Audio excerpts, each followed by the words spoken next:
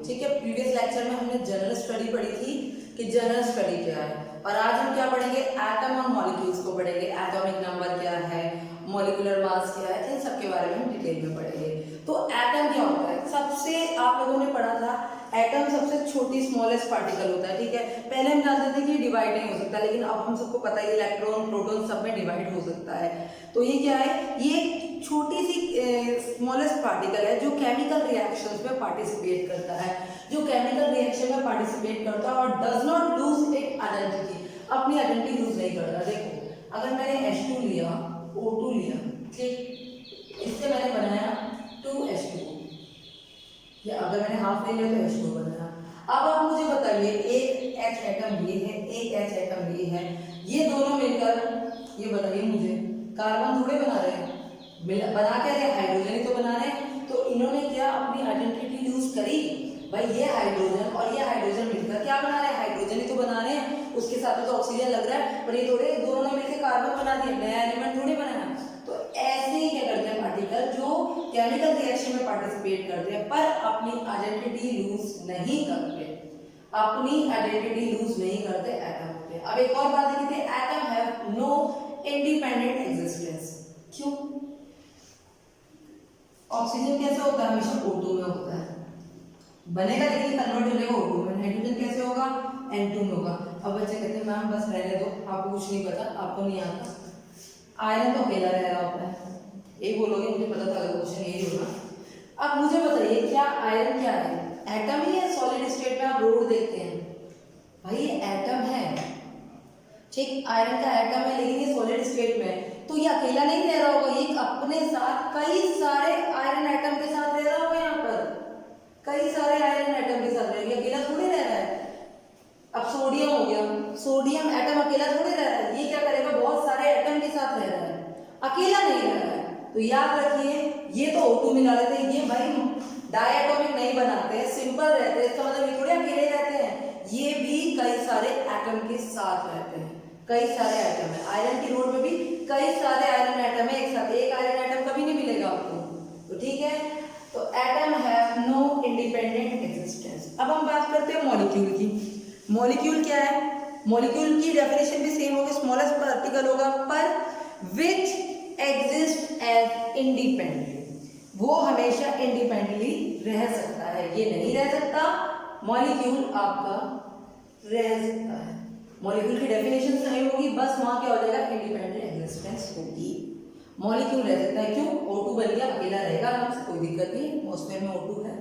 Nitrogen रहेगा, sodium का अगर बन गया, सोडियम भाई Na मॉलिक्यूल बन गया, जरूरी थोड़े डायरेक्ट वो बनाया डायरेक्ट अकेले रह सकता है, ठीक। तो इसके बाद से हमारी एक यूनिट आती है, एक नई चीज आती है, वो आती है एटॉमिक मास।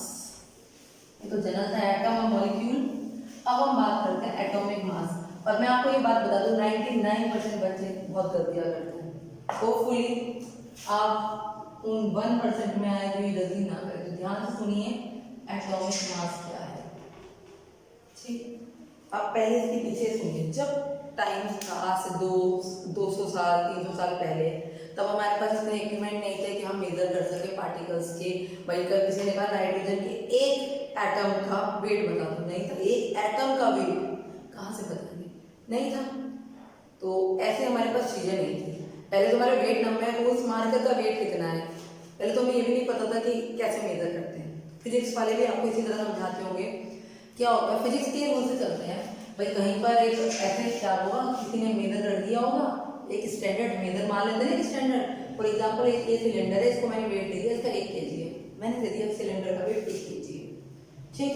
अब मैंने यहाँ पे बैलेंस दे दिया,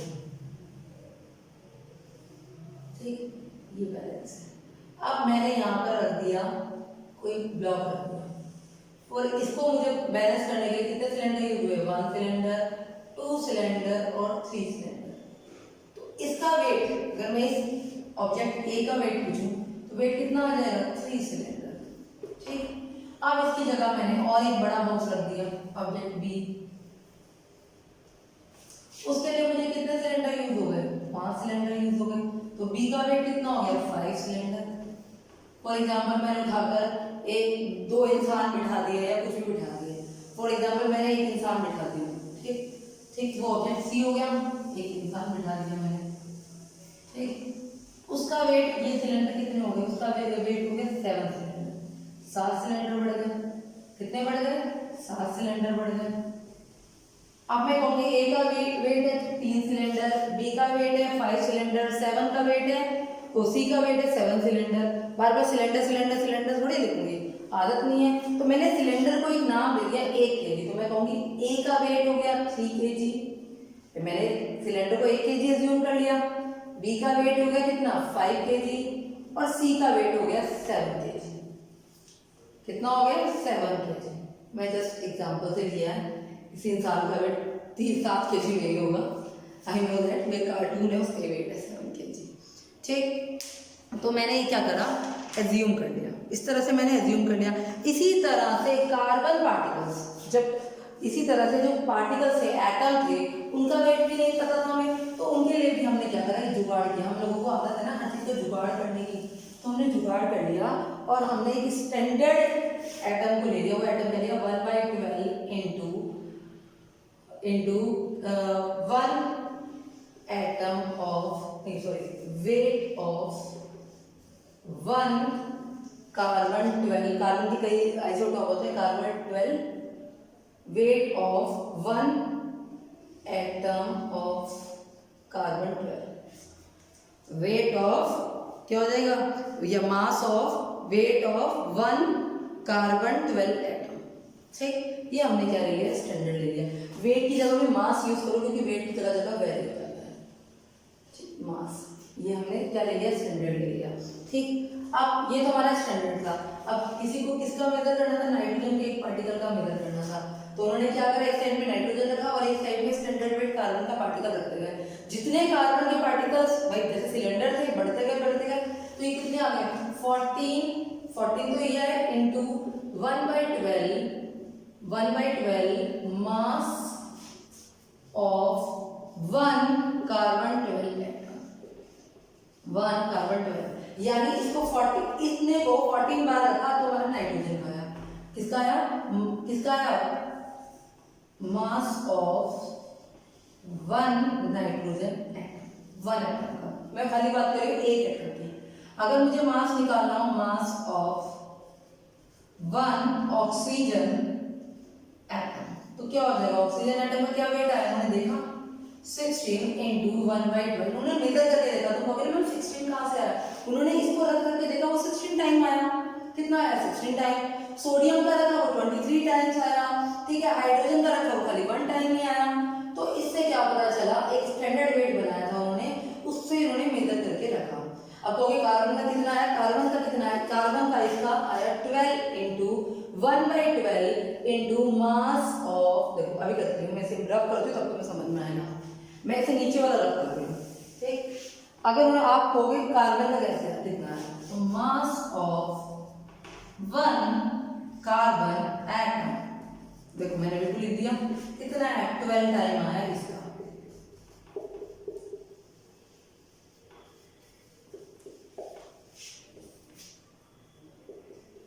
ठीक।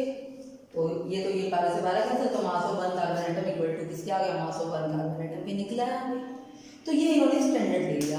अब इतनी बार ये लिखना 1 into 12 into mass of carbon atom, 1 into 12 into mass of carbon atom, क्या कोई बच्चा मतलब कल कोई 12 लिखना भूल जाएगा, कभी ये लिखना भूल जाएगा, आदत है ना हम लोगों को।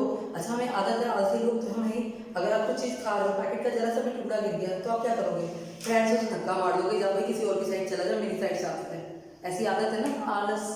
तो ऐसे सब में ही होती है आलस, ठीक है। तो उन्होंने इनको क्या कर दिया, इस पूरी चीज को एक नाम दे दिया, इसको ये तो 12 बाहर रहेगा, इसको पूरा नाम दे दिया, इसको 1/12 into mass of 1 carbon atom को एक नाम दे दिया AMU, यानी एटॉमिक मास यूनिट। क्या नाम दे दिया, एटॉमिक मास यूनिट, एक नाम दे दिया। अब नाम देने से कितना फायदा होगा, मैं इसे रब कर रही हूँ, नाम देने से कितना फायदा होगा। अब मुझे इतना बड़ा बड़ा लिखना बच गया, मैं क्या लिखने लगी, मास ऑफ 1 नाइट्रोजन एटम कितना हो गया 14 AMU, क्योंकि इसकी जगह तो मैंने क्या लिख दिया, इस पूरे की जगह को तो मैंने क्या नाम दे दिया, AMU क्या नाम दे दिया, AMU नाम दे दिया। अगर मुझसे पूछा mass of one oxygen atom, कितना मैंने दे दिया 16 AMU। मुझसे कहा मास ऑफ, भाई ऑक्सीजन है ये, कभी ठीक है, मैंने वन सोडियम मेटल का कितना नाम हो गया 23 AMU। ठीक, तो ये सब मेरे पास क्या आ गया, AMU आ गए। क्या आ गया, AMU। तो आपको ये समझ में आया AMU कब लगाते हैं, AMU तब लगाते हैं जब हमें एक एटम का मास निकालना होता है, सिर्फ मास नहीं, मोलर मास नहीं। बच्चे कहेंगे अभी क्वेश्चन आ रहा होगा दिमाग में पढ़ते पढ़ते, अच्छा तो ऑक्सीजन का हम ऐसे क्यों देते हैं, अगर O का रखना तो ये क्यों देते 16 ग्राम, 16 AMU क्यों लिखते हैं, ये ऑक्सीजन का मोलर मास है। इस पे भी चलेंगे हम, इसकी भी डिस्कशन करेंगे। अभी पहले हम बात कर रहे हैं mass of one nitrogen atom, mass of one oxygen atom, mass of one sodium atom. हम इनकी बात कर रहे हैं, ठीक, इनकी बात कर रहे हैं हम, एक एटम की बात कर रहे हैं। तो एक एटम को हमने क्या नाम दे दिया, AMU नाम दे दिया। कभी भी आपसे पेपर में लिखने को आए एक एटम का मास, अगर वो आपको नहीं दे रखा कि किस में लिखना है, तो आप हमेशा किस में लिखेंगे, AMU में लिखेंगे। इतनी बात समझ में आ गई। अब एक बात बताओ, ये सारे मास हमने किसी के रिलेशन में तो निकाले हैं भाई, हमने इससे रिलेट करके, इससे कंपेयर करके तो निकाले कि भाई ये कितना लिया। फॉर एग्जाम्पल हमने एक पेन लिया, हमने वेट कैसे नाप के निकाला, इस पेन के अकॉर्डिंग ही तो नाप के निकाला भाई, इतने पेन लगे, तो हमने क्या किया, इसके कंपैरिजन में निकाला। तो किसी चीज को जब हम कंपैरिजन करके निकालते हैं तो उसको नाम क्या देते हैं, रिलेटिव। क्या नाम देते हैं, रिलेटिव। तो अगली टर्म आएगी हमारी, अगली टर्म हमारी तो क्या होगी, relative atomic mass. Atomic mass is a number, atomic mass is a number which tell that how many time an atom of an element is heavier than 1/12 mass of one carbon atom। ठीक, तो इसका formula क्या है, relative atomic mass, mass of one carbon atom of an element upon 1/12 into mass of one carbon 12 atom. तो आप ये note कर लीजिए, क्योंकि मैं इसे अब रब कर रही हूं, इस फॉर्मूले को भी अप्लाई करेंगे। पहले हम जनरल डेफिनेशन समझते हैं। हमने क्या करा, इससे इसको रिलेट कर दिया। क्या काम कर लिया, जैसे कि अगर मुझसे किसी ने कहा mass of one nitrogen atom कितना है, तो वो कितना होगा, 14 into 1/12 into क्या होगा, mass of one carbon 12 atom. यानी ये इससे 14 टाइम क्या होगा, हेवियर होगा। इस वाले से कितना हेवियर होगा, 14 टाइम हेवियर होगा। कितना हेवियर होगा, 14 टाइम हेवियर होगा। अब इसकी डेफिनेशन समझते हैं। रिलेटिव एटॉमिक मास कैसे निकालते हैं, RAM शॉर्ट में लिख रही हूँ।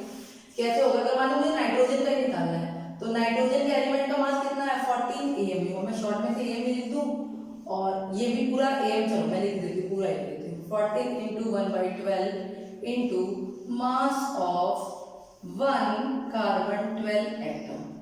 ठीक, नीचे क्या आ जाएगा, 1/12 into mass of one carbon 12 atom. इससे कैंसिल हो गया पूरा, तो ये आ गया 14। तो दोनों में डिफरेंस क्या है, अगर मैं डिफरेंस बनाऊं, ये है 14 AMU और ये है 14। ये है इसका एटॉमिक मास, वन एटम का, किसका, वन एटम का एटॉमिक मास। और ये क्या है, वन एटम का रिलेटिव एटॉमिक मास। तो समझ में आया, यूनिट नहीं है इसलिए क्या है, रिलेटिव एटॉमिक मास, और यूनिट है तो ये क्या है, वन एटम का एटॉमिक मास। बात समझ में आई आपको, ये अच्छी तरह बात समझ में आ गई। फिर क्या हुआ, कुछ तो फिर भी हुआ होगा, ऐसे काम खत्म तो होती नहीं, डिस्कवरी चलती रहती है। अब कुछ दिनों में क्या हुआ, हमारे पास एक इक्विपमेंट आ गया, एक इंस्ट्रूमेंट आ गया, जिसे बोलते हैं मास स्पेक्ट्रोमीटर।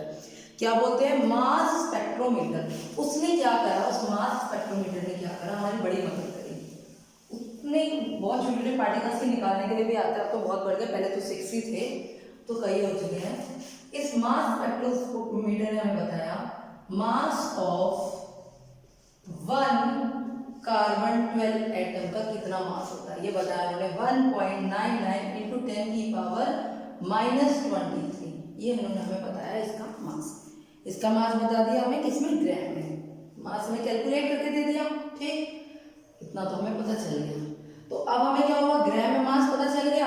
अगर हमें AMU से ग्राम में बदलना है, फॉर एग्जाम्पल मैं नाइट्रोजन ही लेती हूँ, अगर मुझे मास ऑफ 1 नाइट्रोजन एटम का निकालना है तो कैसे निकालते थे, 14 इंटू क्या करते थे, 1/12 into mass of 1 carbon 12 atom, ऐसे ही निकालते थे। तो मैं क्या करूँगी, 14 इंटू 1/12 इंटू 1.99 इंटू 10⁻⁻³ कर दूँ, या इसे ही मैं पूरा सॉल्व करके एक वैल्यू बना लूँ। तो उन्होंने क्या करा, इसे ही सॉल्व करके 1/12 इंटू 1.99 इंटू 10⁻23 को सॉल्व कर दिया और वैल्यू है 1.67 इंटू 10⁻24 की, सॉरी ये वैल्यू आ गई। अब तो मेरे लिए बहुत आसान था। और ये वैल्यू किसके बराबर है, 1/6.22 इंटू 10⁻23। अभी कहोगी ये क्या है, आगे हम पढ़ेंगे, एवोगैड्रो नंबर है, आगे हम इसे देखेंगे, ये एवोगैड्रो नंबर है। तो क्या होगा, जब इसको इससे कैलकुलेट करा तो वैल्यू आई 1.67 इंटू 10⁻24 और इक्वल टू 1/Na, यानी एवोगैड्रो नंबर के। तो यानी ये हमारी किसका वैल्यू हो गई, AMU की वैल्यू होगी। किसकी वैल्यू हो गई, AMU की वैल्यू हो गई। तो AMU की वैल्यू कितनी हो गई, 1.67 इंटू 10⁻24 और 1/6.22 इंटू 10⁻23 और इसको बोलते हैं हम Na। तो हम लिख सकते हैं क्या होगा, 1/Na शॉर्ट में लिखने के लिए। तो अगर मुझे निकालना है मास ऑफ 1 नाइट्रोजन एटम तो 14 इंटू 1.67 इंटू 10⁻24 से अगर मल्टीप्लाई कर दूं तो मास ऑफ 1 नाइट्रोजन एटम मुझे ग्राम में मिल जाएगा, ठीक, एक तो एक हो गया। अगर मुझसे किसी ने कहा कि मास ऑफ ऑक्सीजन निकालिए, किसका निकालिए, मास ऑफ ऑक्सीजन एटम, ठीक है, आता है एक नंबर का question, mass of 1 oxygen atom, 1 oxygen atom का मास निकालिए। ये क्वेश्चन पेपर में आते हैं ग्राम में निकालने के बाद। आपको पता है एक एटम में कितना होता है, 16 AMU, है ना। आपको एक एटम के लिए क्या रखते हैं, एक एटम के लिए AMU रखते हैं। इसे ग्राम में चेंज करना है, किससे मल्टीप्लाई कर दो, या तो कर दो 1.67 टू 10⁻24 से, और नहीं तो 16 इंटू 1/Na कर दो, एवोगैड्रो नंबर से डिवाइड कर दो, जिससे भी आप करना चाहो। आपकी वैल्यू किस में आ जाएगी, ग्राम से। अगर आपसे कोई कहे मास ऑफ 1 सोडियम एटम, कुछ नहीं करना, 23 इंटू 1.67 इंटू 10⁻⁻24 से मल्टीप्लाई कर दो। कोई कहे 1 इंटू ऑक्सीजन एटम का मतलब एक, तो कितना आ जाएगा, 16 इंटू 1.6 इंटू 10⁻⁻24 ग्राम। और अगर कोई कहे कार्बन का ही निकालना है तो कार्बन को तो हम निकाल ही चुके हैं, हमें पता ही है वैल्यू कितनी है, 1.99 इंटू 10। और अगर कोई कहे इस फार्मूले से, चलो तुम्हारा मन कर रहा है तो इसी फार्मूले से निकाल लेते हैं। तो 12 इंटू क्या आ जाएगा, 12 इंटू मल्टीप्लाई कर दो, इसकी मल्टीप्लाई करोगे आप तो वैल्यू यही आने वाली है।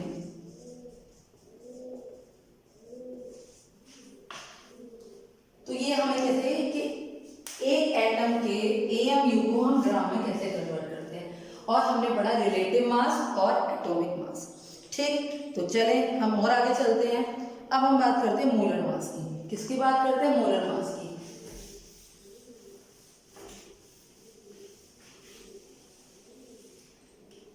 अब आपको मोलर मास देखो, पहले मोलर मास के लिए आपको सबसे पहले पता होना चाहिए, चलो मोलर मास क्या होता है, मास ऑफ 1 मोल सब्सटेंस। किसी भी मोल के मतलब किसी भी सब्सटेंस के 1 मोल का जो मास होगा उसे बोलेंगे मोलर मास। तो थोड़ा मोल के बारे में हम अभी डिटेल में पढ़ेंगे।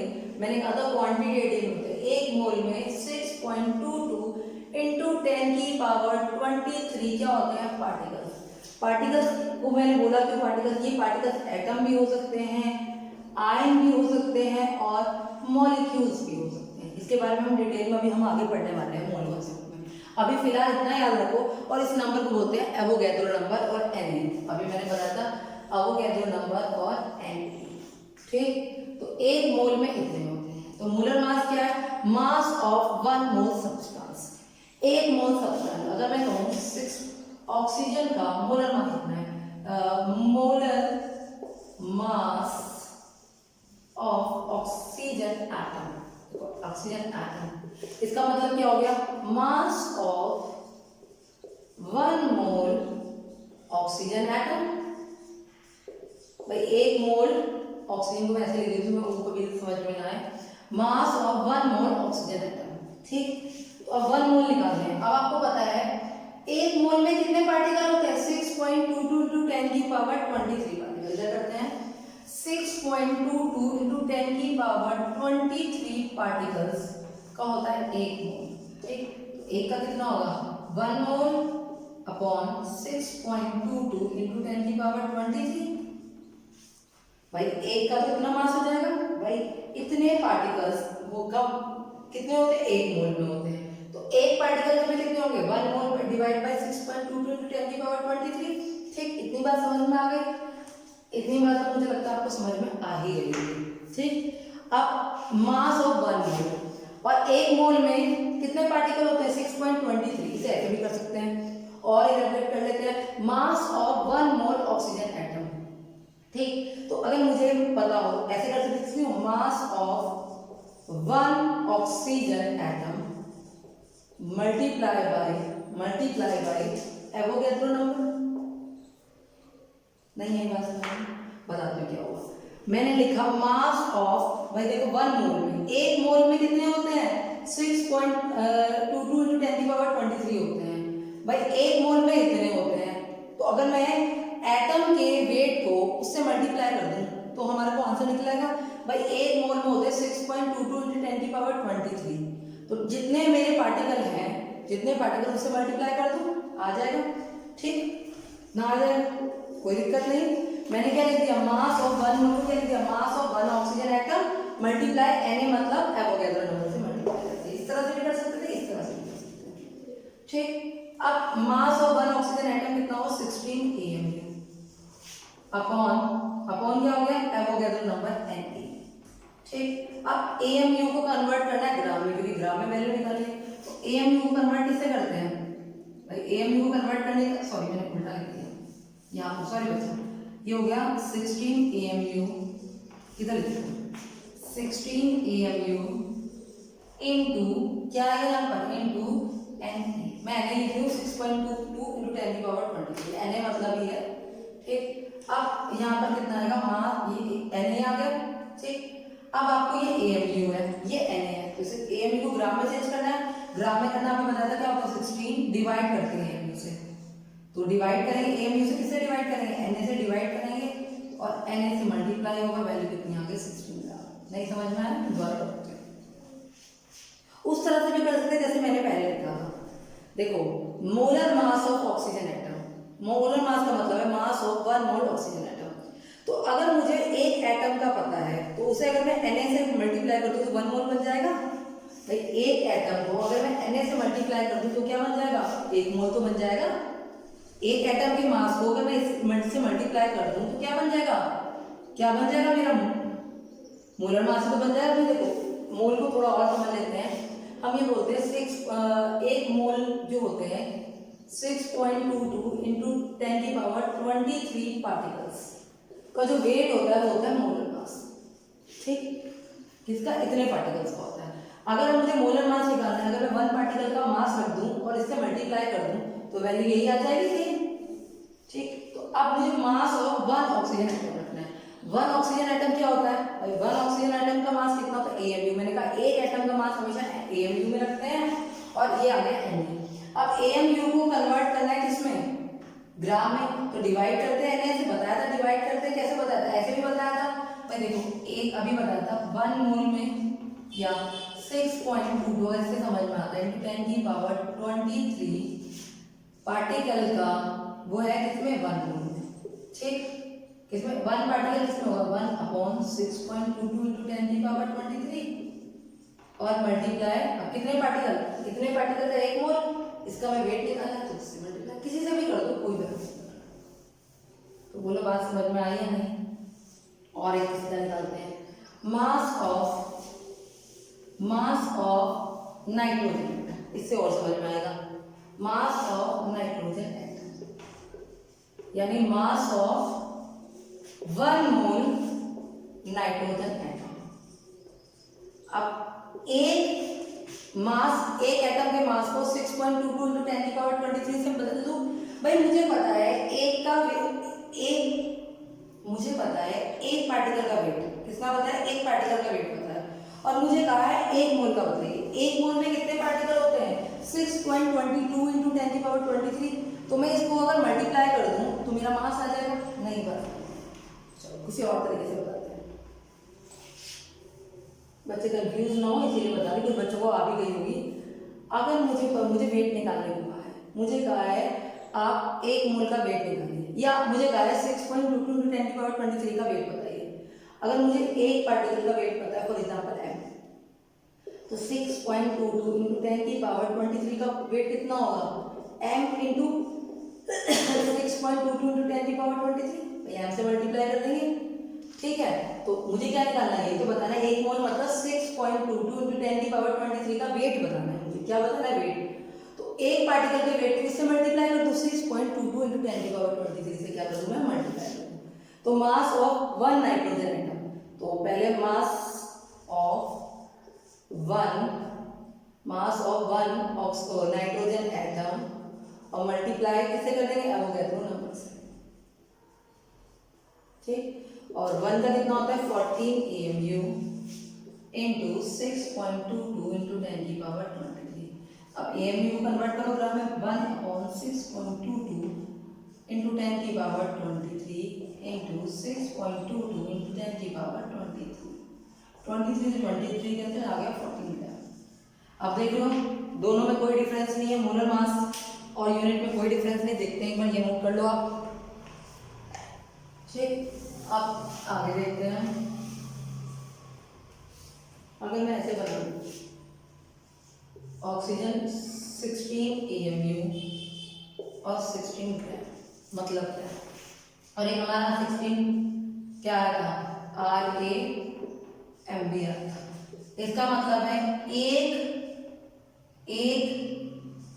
Weight mass of 1 oxygen atom, ये तो मतलब है, ठीक। और इसका मतलब क्या है? कौन सा मास है? ये कौन सा मास है? रिलेटिव एटॉमिक मास है। कौन सा मास है? रिलेटिव एटॉमिक मास, ठीक। अब 16 ग्राम का मतलब क्या है? मास of 1 molar substance, 1 molar mass का सब्सटेंस है। तो पहले तो आपको डिफरेंस पता होना चाहिए एटॉमिक मास और मोलर मास में क्या डिफरेंस है। बात हम एटम की कर रहे हैं, अभी मॉलिक्यूल नहीं आया बच्चा।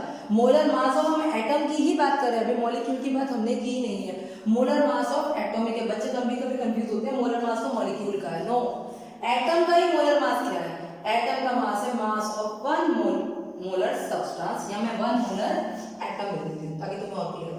1 मोलर एटम, देखो ये वेट इसमें आता है, ग्राम में आता है, तो इसलिए इसका एक और नाम भी होता है ग्राम मोलर मास और ग्राम एटॉमिक मास, ठीक है। दोनों इसी के नाम है, दोनों क्या है? इसी के नाम है। इसमें कंफ्यूज मत हो जाना कि ये किसका नाम है और ये किसका नाम है, ठीक है। इसे क्या बोलते हैं? ग्राम एटॉमिक मास भी बोलते हैं या ग्राम मोलर मास भी बोलते हैं, क्योंकि मॉलिक्यूल में कंफ्यूजन ना हो इसलिए ग्राम एटॉमिक मास भी बोलते हैं। क्या बोलते हैं? ग्राम एटॉमिक मास, या भी ग्राम मोलर मास ऑफ एटम लिख देते हैं, तुम्हें बिल्कुल कंफ्यूजन ना हो, ठीक। इतनी बात समझ में आई, इसका नाम समझ में आया, ठीक। और ये किसका मास है? मास ऑफ 1 ऑक्सीजन एटम। किसका मास है? मास ऑफ 1 ऑक्सीजन एटम। कहीं भी अगर आपको जैसे लिखा होगा, कहीं दे रखा है 16 AMU या 4 AMU या आपके 7 AMU, तो आप समझ जाना ये किसका दे रखा है? आपका 1 एटम का दे रखा है। वैल्यू सेम होती है, ये 1 एटम का वो कट जाता है और ये 1 मोल का है, लेकिन डिफरेंस है। ये क्या है? 1 एटम का है, ये 1 मोल एटम का है। ये 1 एटम का है, ये 1 मोल एटम का है। बेटा बार बार मैं इस पर फोकस कर रही हूँ, पेपर में गलती मत करना। ये 1 एटम का है और ये किसका है? 1 मोलर एटम का है। इतनी बात समझ में आ गई सबके? बहुत बढ़िया बात है, इतनी बात समझ में आ गई है सबके। तो अब हम क्या करते हैं, एक नए टर्म पे चलते हैं जिसका नाम है मॉलिक्यूलर मास। अब मॉलिक्यूलर मास की बात कर रहे हैं।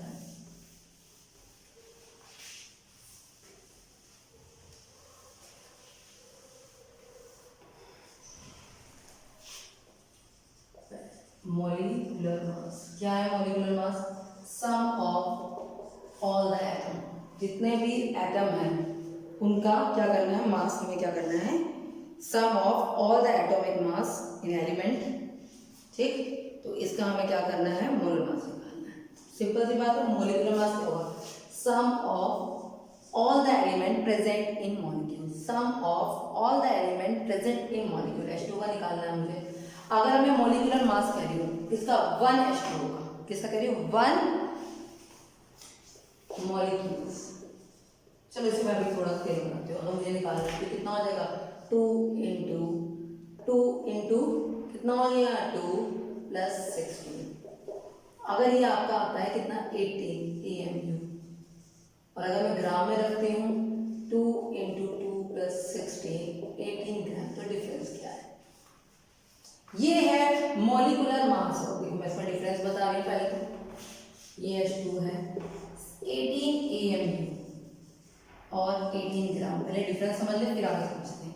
इसका मतलब है मास ऑफ 1 मॉलिक्यूल्स ऑफ H2, एक मॉलिक्यूल का। और ये मास है मास ऑफ 1 मोल H2। ये बात क्लियर हो गई? फिर कंफ्यूजन आ गया भाई। अगर ये मॉलिक्यूल है तो हम इसे AMU लिखते हैं। कुछ लोगों ने ऑब्जेक्शन किया, तब हमने इसका नाम चेंज करके U कर दिया। क्या कर दिया? U मतलब यूनिफाइड मास। कौन सा? यूनिफाइड मास। नाम चेंज कर दिया। क्या कर दिया? यूनिफाइड मास। तो फिर ये क्या बन गया? ऊपर लिख रही हूँ। फिर ये क्या बन गया? तो ये डिफरेंस हो गया। अगर लिखा है 18U, इसका मतलब क्या है? आजकल U ही चलता है, एटम के लिए भी U हो गया। मास of 1 molecules, mass of 1 molecules. अगर कहीं भी U लिखा है तो मास ऑफ 1 मॉलिक्यूल या 1 एटम, AMU की जगह U यूज हो गया। और अगर ग्राम लिखा है तो मास ऑफ 1 मोल H2। ठीक, और अगर आप ग्राम में निकाल रहे हैं तो वर्ड यूज हो जाता है। क्या यूज होता है? Gram molecular mass. इसका मतलब तो AMU में भी हो सकता है और किसी में भी हो सकता है, AMU या U में हो सकता है। लेकिन ग्राम मॉलिक्यूलर मास स्पेसिफाई हो जाता है। किसके लिए स्पेसिफाई हो जाता है? ग्राम के लिए। किसके लिए? ग्राम के लिए। तो चलिए कुछ आपको एलिमेंट्स के मैं देती हूँ मॉलिक्यूलर मास निकालने के लिए। Calculate the molecular mass. अब बच्चे कहेंगे मैम AMU या, बेटा आप जनरली ग्राम में निकालें जब तक लिखा ना हो 1 मॉलिक्यूल्स के लिए। तो कैलकुलेट, क्वेश्चन लिखिए कैलकुलेट द मॉलिक्यूलर मास। ये आपको कैलकुलेट करना है मॉलिक्यूलर मास, और ये कॉपी में ताकि आपको याद हो जाए सबके। NaOH यूरिया फॉर्मूला याद होना चाहिए, आगे बहुत यूज होने वाला है। ठीक है, ग्लूकोज क्या होता है? आपको C6H12O6 निकालिएगा इनका। ग्लूकोज के बाद शुगर को बोलते हैं सुक्रोज भी बोलते हैं, लेकिन हमारे शुगर के नाम से आती है C12H22O11। उसके बाद NaOH हो गया HCl, हाइड्रोक्लोरिक एसिड जिसका बनता है सोडियम हाइड्रोक्साइड। ठीक, उसके बाद यूरिया। अब उसके बाद एसिटिक एसिड, फार्मूला सबको पता होगा। इथेनोइक एसिड पढ़ा है आपने 10th में बहुत। इथेनॉल या इथाइल अल्कोहल, इथेनॉल और इथाइल अल्कोहल, इथेनॉल भी बोलते हैं। इसका C2H5OH इनका निकालिएगा, कॉपी में लिखिएगा। और H2SO4 बहुत यूज होगा पेपर में। H3PO4, H3PO2। ठीक, इनकी कई बार पेपर में यूज होंगे, इसलिए मैं लिखवा रही हूँ ताकि आपको दिक्कत ना हो। और धीरे धीरे जब निकालेंगे तो याद हो जाएगा। HNO3, CH4, NH3, ये मीथेन होती है। NH3 क्या होती है? अमोनिया। भी स्टोइचियोमेट्री करेंगे ना,